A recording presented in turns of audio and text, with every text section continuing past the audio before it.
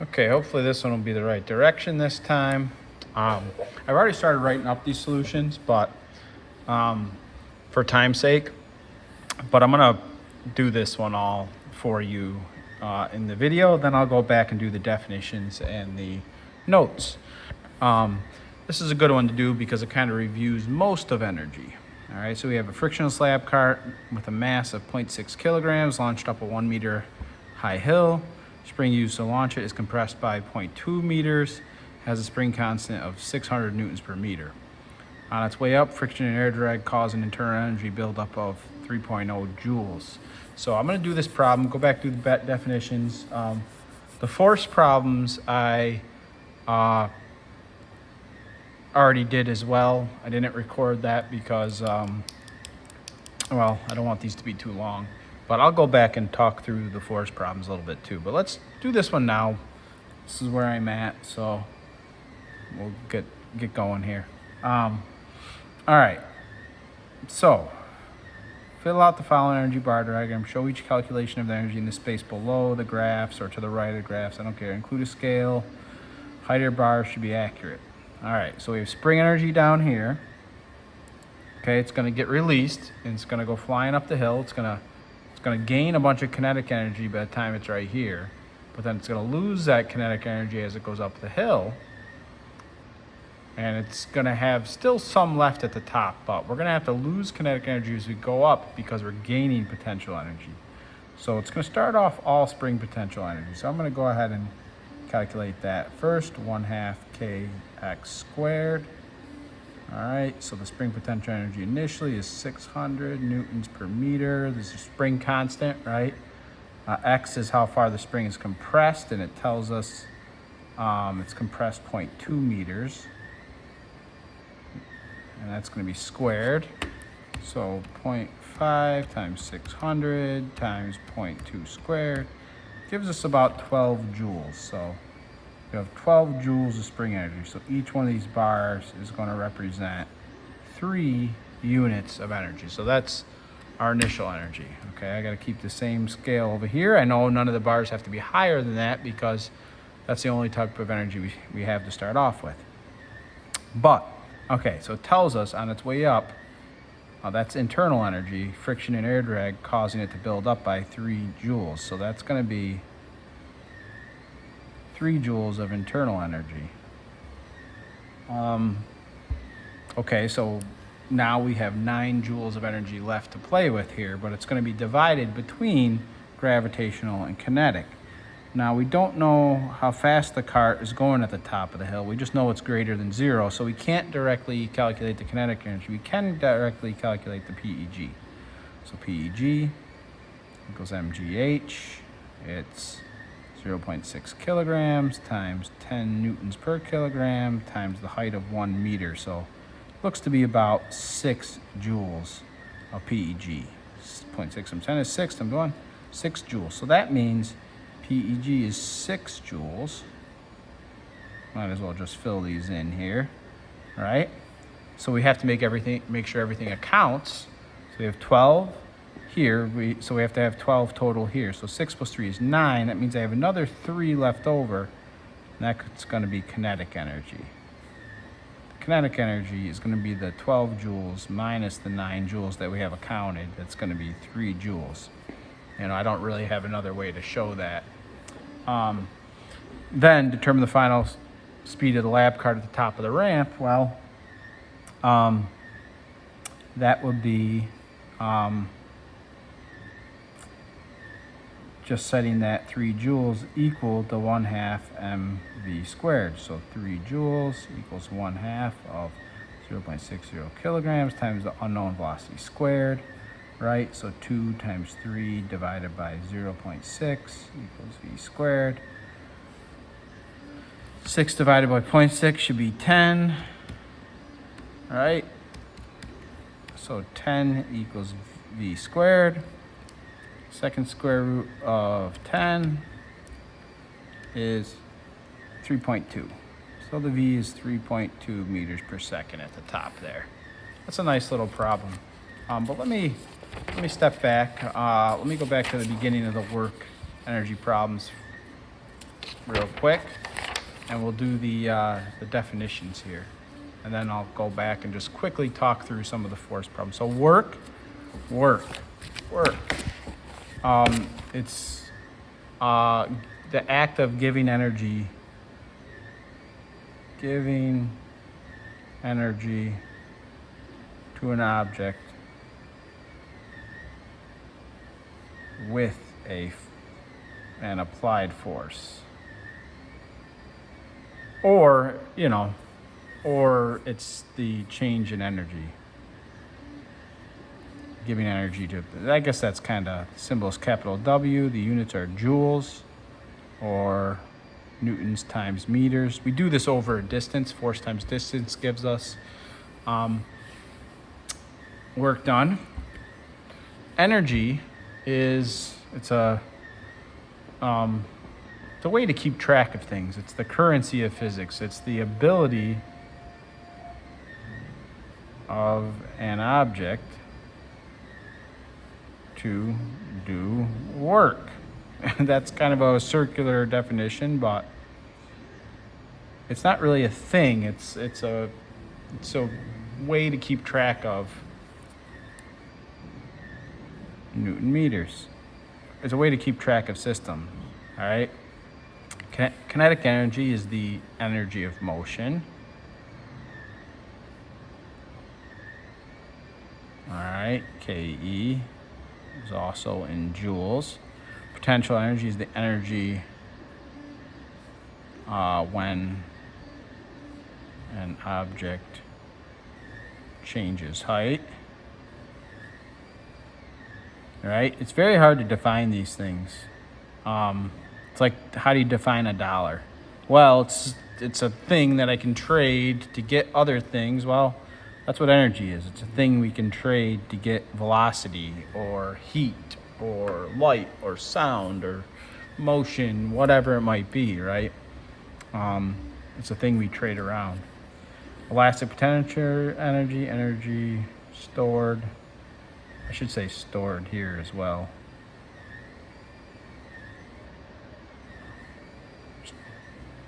In a compressed spring. And I guess the key here is, I'm doing this wrong. Joules. The symbol is PEGS. The units are joules. They put the brackets around the variable. That's silly. Spring constant is the spring strength, it's called, of a spring. The symbol is lowercase k. The units are newtons per meter. Hooke's law is just F equals kx, where x equals spring compression distance.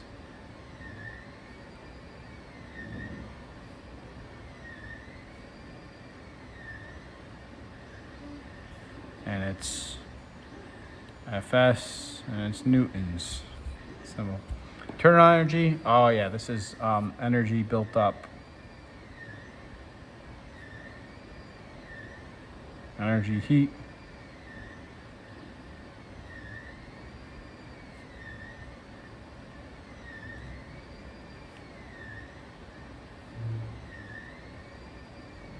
The internal, it's in joules. Mechanical energy is the sum of PES, PEG, KE, it's called EMAC. It's joules. I don't think I'm asking anything about that. It's just a good thing to know. Power is the rate of change of energy.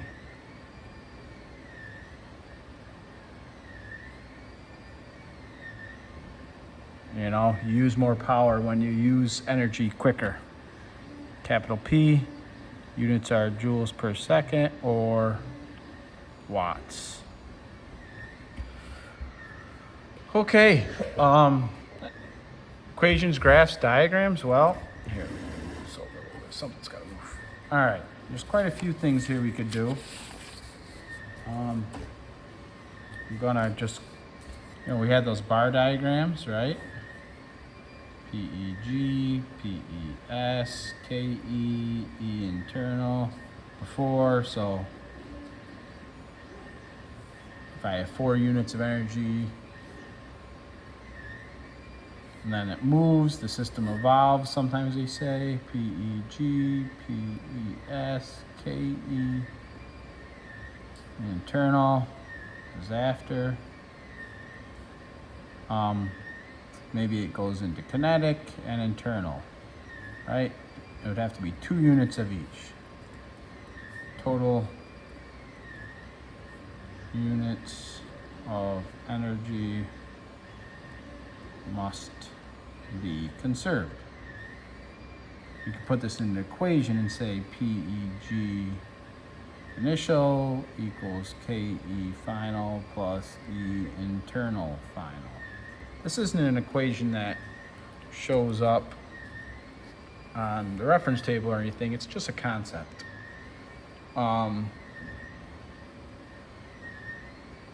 So let's look at the equations. We kind of started with the definition of work. Work equals force times distance. All right, this is work.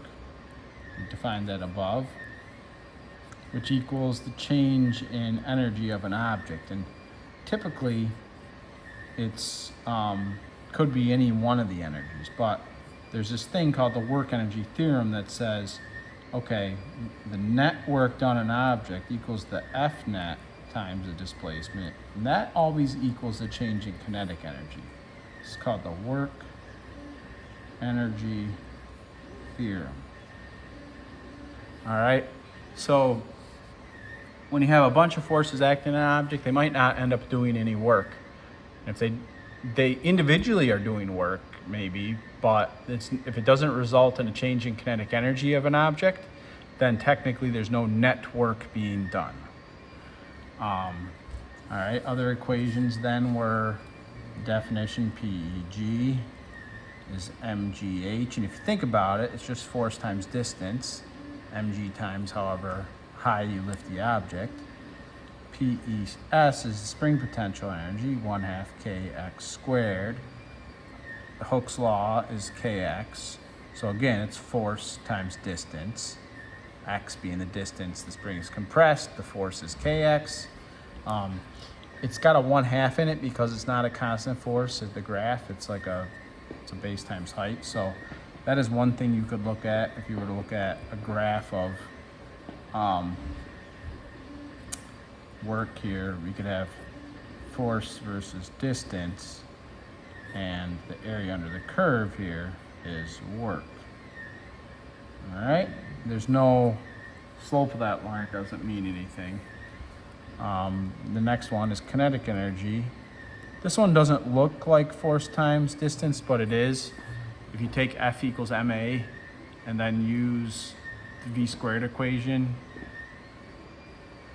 you do ma times delta x, then you use the v squared equation to eliminate a as a variable, you end up with 1/2 mv squared. Power equals change in energy over time. And what we did in the lab was run up the stairs, right? So this could be PEG, could be PES, could be KE, could be E internal, all right? E internal, that's typically actually the power that we talk about in our daily lives, heat and light being generated. So the big thing is the mechanical energy is conserved when no E internal. All right, that's a big thing, conservation of energy. When there's no E internal. All right.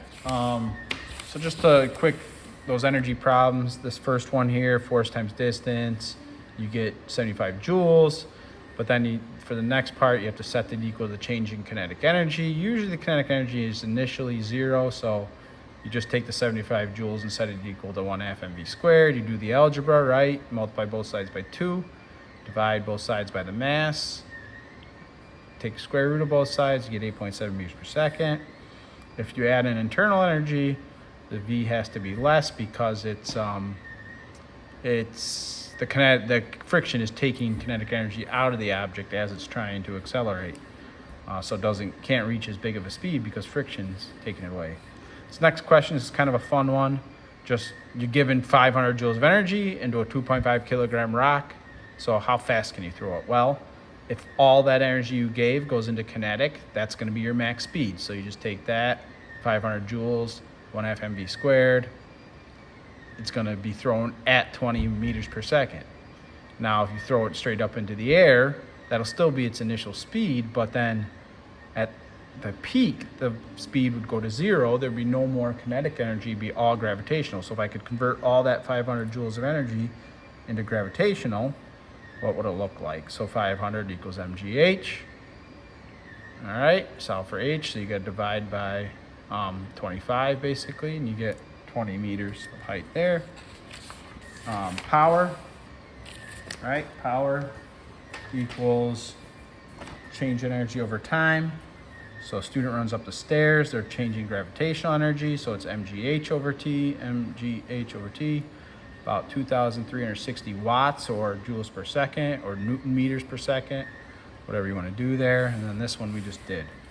All right, let me just go back to the forces problems and kind of quickly talk through those. I did the notes, but I didn't show the problems in the video. So again, when you have one of these ones, the mass, that's a trick question. It's always 80 kilograms if it's 80 kilograms, no matter where in the universe you go.